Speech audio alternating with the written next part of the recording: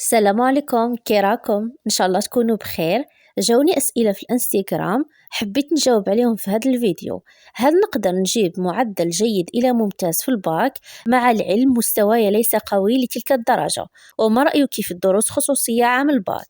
نبدأ أولا بالإجابة على السؤال: هل نقدر نجيب معدل جيد إلى ممتاز في الباك؟ مع العلم مستواي ليس قوي لتلك الدرجة. أنا رايحة نقول لك تقدر. علاه؟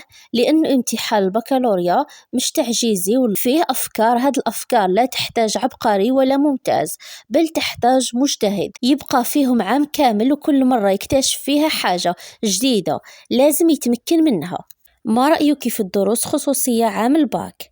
لست ضد ولا مع، على حسب كل تلميذ، ولكن الأولى أنك تقرأ وحدك، وإذا وجدت صعوبة تقدر تقرأ دروس خصوصية في المواد الأساسية كما العلوم، الرياضيات، الفيزياء اللي المعاملات نتاعها عالية.